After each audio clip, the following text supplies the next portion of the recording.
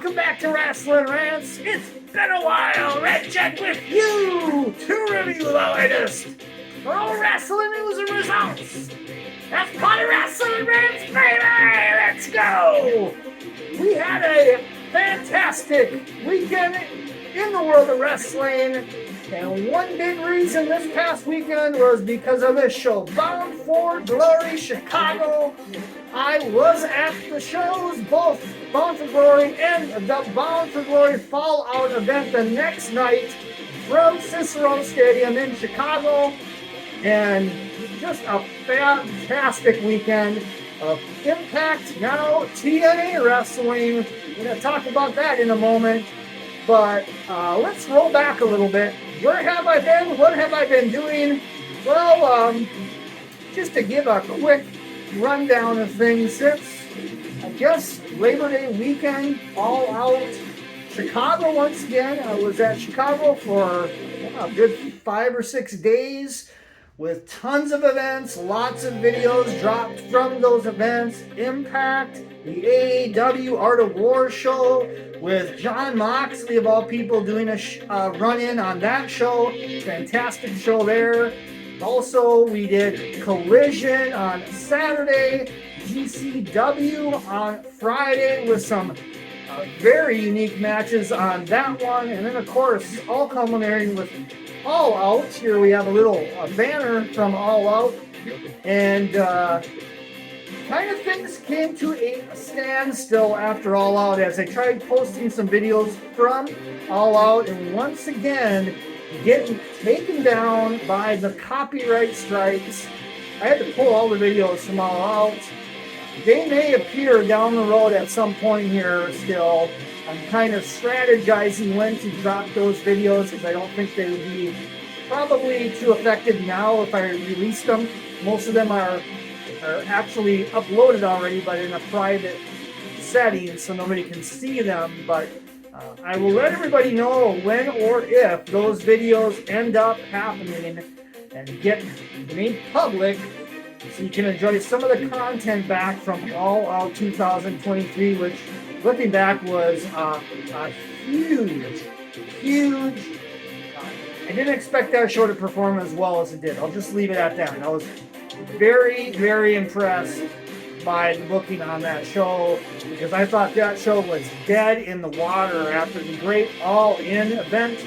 And then literally just the next week we had All Out, which did not look good on paper, but it ended up okay.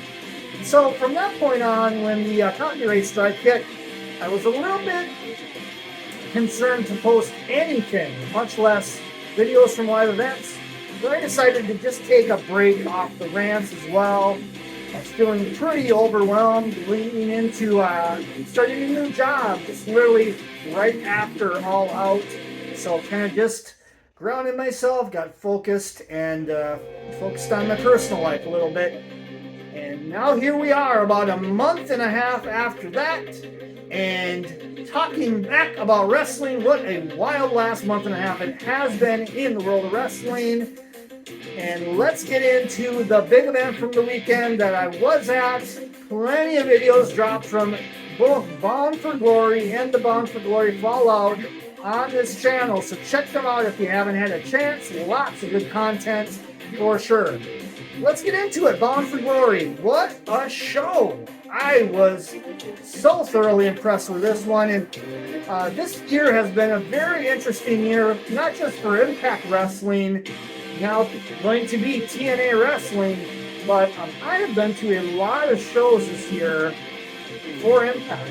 Went to a bunch of shows, I believe it was 3 in a row in Las Vegas in February, and then the run of shows from Chicago happened around April. So we had 2 shows in April from Cicero Stadium. Impact then came back for 2 more shows in July, and then closing off with 2 last shows this year, Bound for Glory and the Fallout the next night. I have to say, kudos to Impact/TNA Wrestling for really putting on a great show. All 6 of those events were just like some of the best Impact shows I've ever been to, and I've followed the product since its inception of the weekly pay-per-views. I literally, right across the hallway at a buddy of mine's, we would go every Wednesday ordering those pay-per-views, checking them out. So with that said, now we are full circle with this company as Bound for Glory at the end, one of the more bigger debut of a wrestler, certain match. Just surprise that was kind of off the grain. Nothing you would normally expect at the end of a wrestling pay-per-view.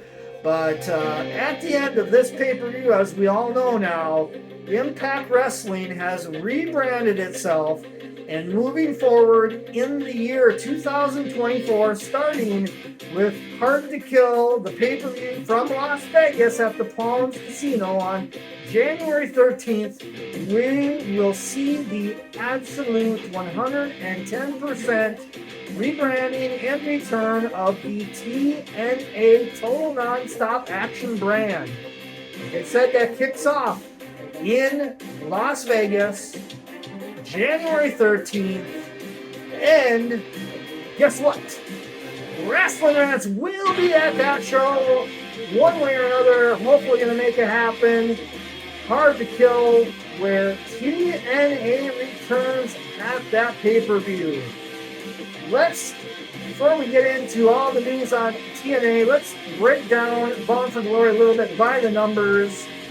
Sold out at Cicero Stadium. This was probably the only sellout of the 6 Impact shows. I would say the Bound for Glory Fallout night, the next night, this past Sunday, came close. I would say about 80% to 85% capacity for that show. But this daddy was sold way out. Wall-to-wall fans. It was us. Being there live, it was a very cool spectacle environment. This wasn't a very big arena, holds 2,500 people total, and they sold that bitch out for sure. There was people standing around, in and around ringside as well, so there may have been even standing room. Tickets sold. This was filled to capacity, no question about it. 19th Bound for Glory in TNA/Impact Wrestling history.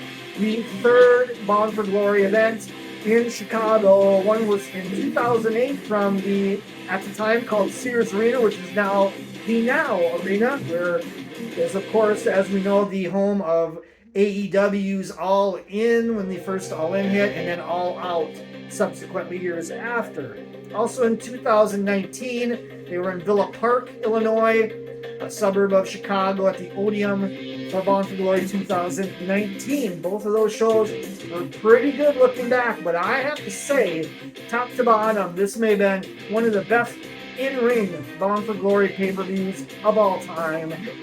And what can you say about Speedball Mike Bailey and Will Ospreay? Wow, what a phenomenal match. For sure, unquestionably, the best match in Impact Wrestling this year, and maybe in many years. This is on my top 5 list for sure of the best matches of the year. We're going to see where this rolls off, but this was something else from a live perspective. Obviously, I didn't get to see the matches with Kenny Omega and Will Ospreay from this year, so I was definitely grateful that I was in attendance for this big show to witness one big match, one epic match for sure, that was Will Ospreay and Speedball Mike Bailey. Wow, just fucking phenomenal. Also, coming off of this show, we have new tag team champions. That's Chris Bay and Ace Austin. I'll talk about my thoughts a little bit more about that in the rant itself. No other titles changed hands on this show, including the World Championship, which was retained by Alex Shelley. The Knockouts Championship, Trinity Fatu retained on that one. X Division Championship in the pay-per-view opener, Chris Sabin defeated Kenta to retain. And also another note on the, I think this was ended up being a dark match essentially. I'm hoping that they will in fact air this on Impact Wrestling maybe this coming week.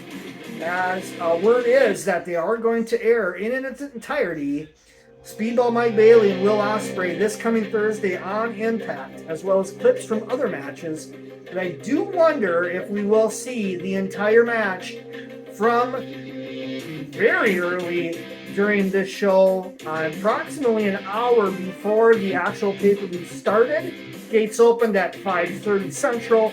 At about 6 o'clock, or a little after 6 o'clock Central, the Knockouts Tag Championship match, which was pulled from the pay-per-view, and I'm not sure why. I guess probably just for time constraints, more likely, because of the big finale at the end with the TNA reveal. But this match started quite early in the arena. Not everybody was in their seats. There was still a lot of people filing into the arena. But what ended up happening was MK Ultra did defeat Deonna Purrazzo and Tasha Steelz to retain those Knockouts championships. I unfortunately did not get a chance to see most of this match. I was at the merch stand buying actually this shirt right here at the time that the match was going on. From the gist I got from it, match was not very long. I think they maybe went 10 minutes at most. There was a little dissension afterwards between Deonna Purrazzo and Tasha Steelz. So I think this is going to probably air in some form on Impact Wrestling either this week. I think it's got to be this week, because at the Impact Fallout show the next night after Bound for Glory, we actually had a match between Deonna Purrazzo and Tasha Steelz, which you may have seen a few clips from in that one. All right, before we get into the results, star matches, times, etc., let's get into the TNA reveal at the end of this show. Holy shit, I was blown away. Being there live at the show, so I can give you a little bit of a perspective from this end. So the main event ends, Josh Alexander shows respect to Alex Shelley. You kind of think something big is going to happen to end the show. It seemed like there was a little bit of a waiting period of like, okay, what's next here? Lights go down. The video that everybody saw on the pay-per-view pops up on the video screen. And my initial thought with this was like, is TNA turning into some sort of, are they doing some sort of storyline that is like horror movie based? That's what it felt like at first. They're going into the woods, it's dark, it's kind of weird out, and it's just got this kind of creepy vibe going to it a little bit as they're walking through the woods and they see some sort of box, and I thought honestly somebody slipped something in my water or something. I didn't quite get what exactly was going on here, but as it were, it ended up being the reveal that TNA Wrestling is returning. The brand is returning. Like I said, January 13th in Las Vegas at the Palms Casino. The Pearl Theater is the actual location. This holds upwards of 5,000 people. So this is going to be a first big event for the TNA brand. And apparently, if you follow the news on the internet about wrestling and stuff, you probably know about maybe a month ago, Impact announced that they were going to be taking a little bit of a hiatus in November and December to gear up for some big production upgrades and things like that in January. Well, I think that's all tied in to this reveal of TNA rebranding, coming back after all this time. They are rolling back into the TNA brand at Hard to Kill. 2 matches have already been announced for Hard to Kill officially coming off this pay-per-view, and things could certainly change before January. We got a bunch of UK shows coming up. They can make some changes with some of these titles, but at this point right now, we got Jordynne Grace against Trinity Fatu for the Knockouts Championships, and Moose against Alex Shelley for the Impact World Championship. So that's what's online for so far, at this point at least, for Hard to Kill. So going back to the TNA reveal, so in the arena, we're seeing the video, lights are down, and I'm slowly seeing more and more talent. It's very dark in the arena, mind you, but you can kind of see that certain talent are starting to slowly come out to ringside, slowly get into the rings. You know, something's about to happen here. The video plays, the reveal is TNA is returning, and then it pretty much cuts off. They show like 2 to 3, maybe 5 seconds or 10 seconds of the fans in the arena chanting TNA, TNA, TNA. But what they didn't show was a couple of videos actually that I did post. So check them out if you're curious. This hasn't really been reported much online. But after the reveal, all of the people that were in that video that were out in the woods and doing their thing were in the ring representing the TNA brands. These are going to be your anchor talent. Eddie Edwards, Josh Alexander, Jordan Grace, Chris Sabin, Alex Shelley. Some of the mainstays of this company were in the ring, and Scott D'Amore cut a very, very passionate promo about the TNA brand, giving respect to TNA executives from the past, including Jeff Jarrett, Dixie Carter, TNA talent from the past, including Sting. It was a very good promo. You should check it out on this channel. Look up what happened after Bound for Glory 2023 went off the air, and you will see this promo from Scott D'Amore and all of the fan reactions to this as well. It was a very, very hot ending to this very, quite frankly, hot pay-per-view broadcast. Getting into the rebranding stuff a little bit more here. Larger venues is being promised. Scott D'Amore did a kind of a YouTube podcast kind of thing with Tom Halifan was yesterday, I believe, to talk a little bit about this. So larger venues is the idea here. Trying to get, more people interested in the product. That makes sense. January 14th will be known as the Snake Eyes Extravaganza in Las Vegas as well. So this will be the Fallout taping after Hard to Kill. That will be also in Las Vegas. Nothing confirmed yet, but I expect a lot of TNA nostalgia being brought back in some capacity. The first step was taken towards that at the Bound for Glory Fallout taping, which we're going to have a separate rant on here coming up tonight. It was all current spoilers from the show. And one thing of note was that turkey suit gimmick return. They actually already taped the turkey suit match for Thanksgiving's episode already as part of that Fallout taping. So that's one thing that is returning in terms of TNA nostalgia. Will the six-sided ring return? I doubt it. Scott D'Amore pretty much said yesterday in this podcast that is probably not going to happen, more because the talent do not enjoy working the six-sided ring, and the ring itself is a little bit more difficult to take bumps on and stuff. So that may be one thing we do not see is the return of the six-sided ring. Now, could they do it as a one-shot? Very, very possible. I can see that possibly happen. Or will the fans demand the six-sided ring to come back, and maybe they'll make it happen? One thing is for sure, there will be a new set that will debut at Hard to Kill. I would guess probably new theme music, all that kind of stuff. They've kind of hinted at returning back to the Cross the Line theme for the TNA product. They played that at the end of both nights, Bound for Glory and the Bound for Glory Fallout. They both nights played that theme. So that may be something that they'll reuse. We'll see. Also, Scott D'Amore teased the idea of separate tunnels. If you remember back in the inception of Impact from Orlando, the dual tunnels. That may happen again, and it's very possible in the Vegas location, because this is more of like a theater setting, and because of that, you could easily do two tunnels coming off of both sides of the theater staging. You could see them definitely doing that. What other big take from this show? Obviously, before we get into one more thing, new titles for the TNA brand. This was confirmed also.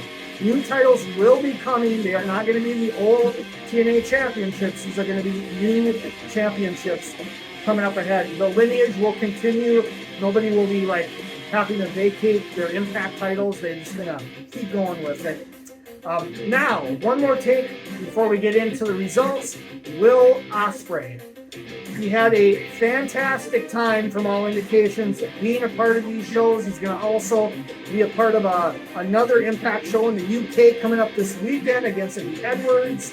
And he was quoted in an article coming off of these shows by not only putting over the TNA brand and Impact and the locker room atmosphere and everything big time, but he said that Impact/TNA is actually in the running to sign him at the end of this year when his contract expires. I actually think it's like February of next year, but he's getting some consideration to be part of this company. And I tell you, they get Will Ospreay in, game changer stuff. I tell you, big time.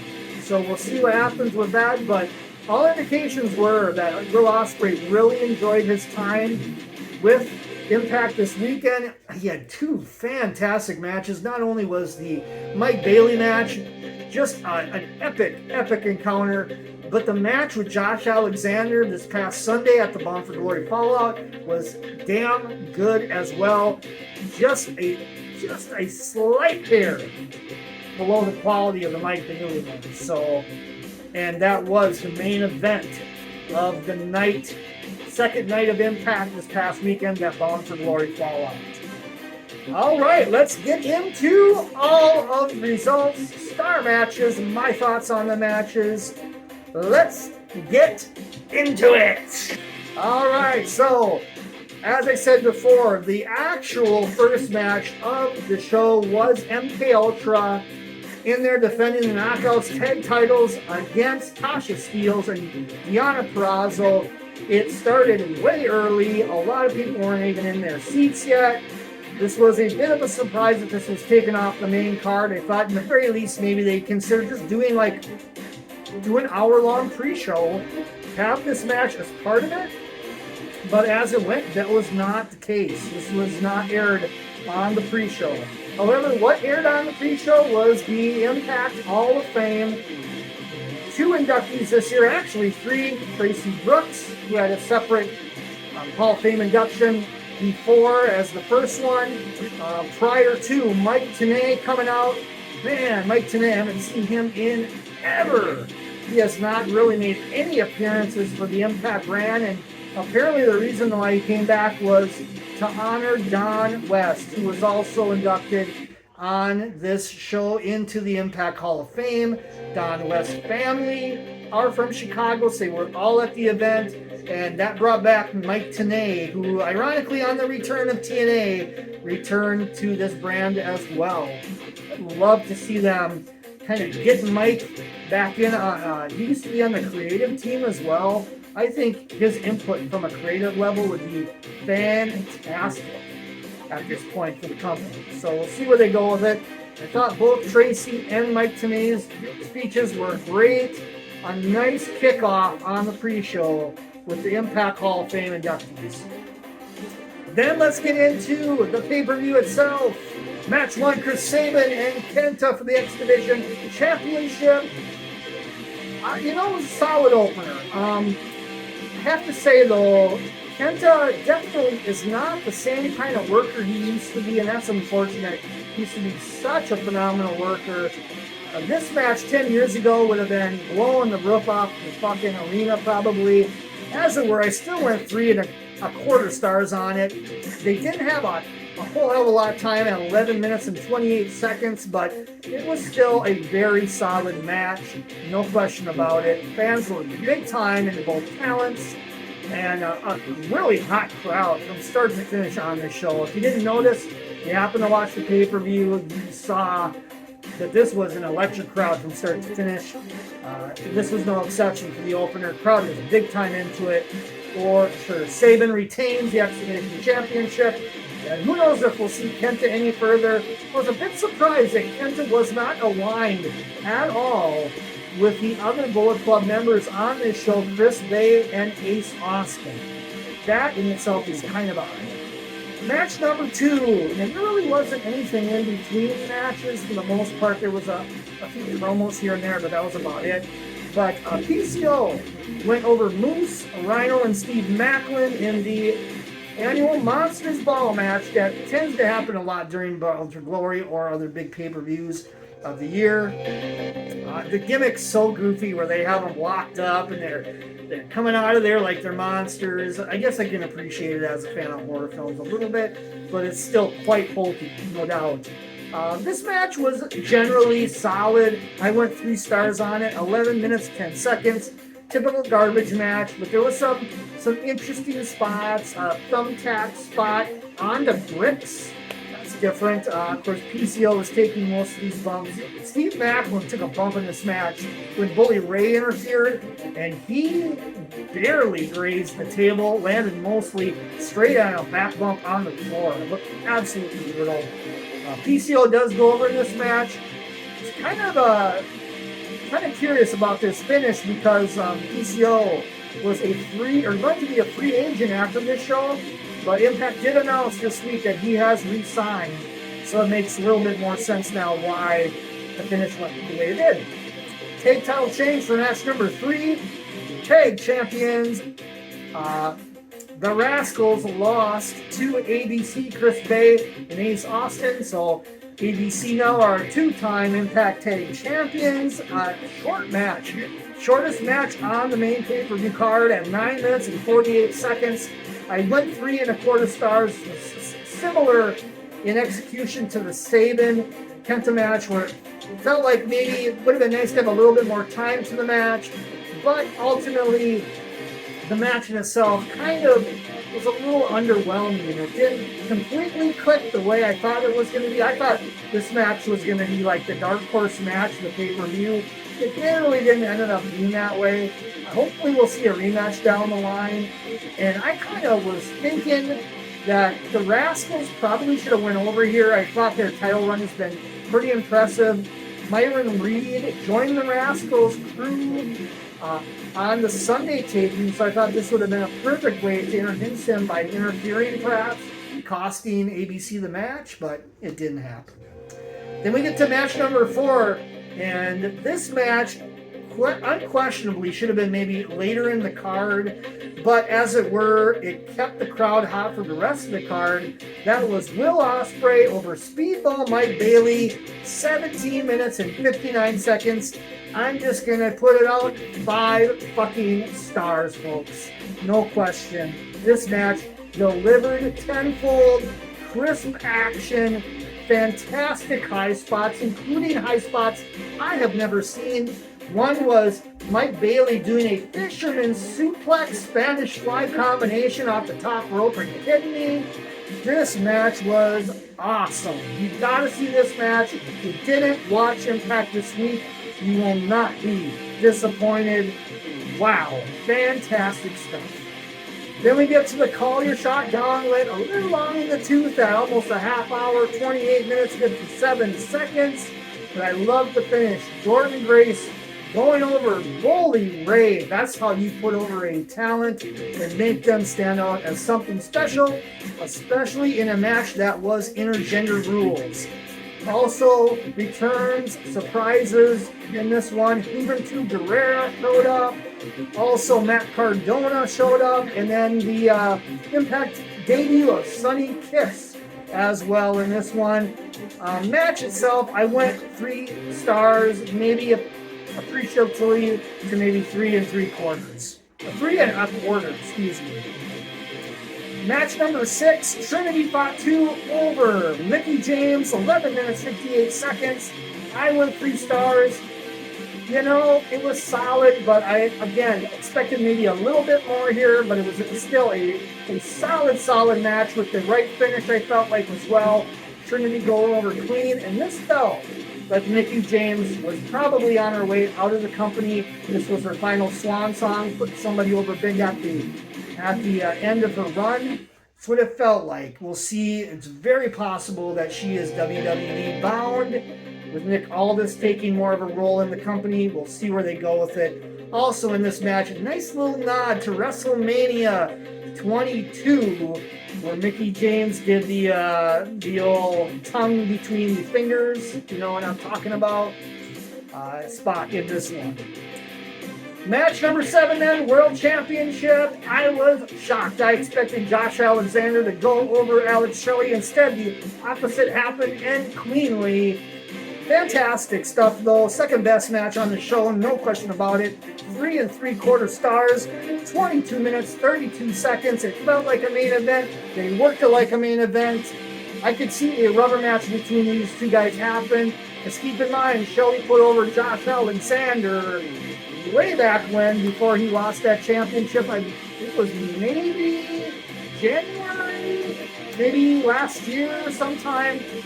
So I could see them doing one more match, and maybe, just maybe, Josh Alexander gets this title back. I don't see Moose getting the world title at Hard to Kill, so we'll see where they go with it. But overall, just a fun Bound for Glory. I enjoyed it from top to bottom, being there live. That Chicago Cicero Stadium crowd was fan-fucking-tastic. A- for this one. Could there have been some matches that could have been better? Absolutely. Could some matches have had more time? Absolutely. But overall, I had a wonderful experience at this pay-per-view.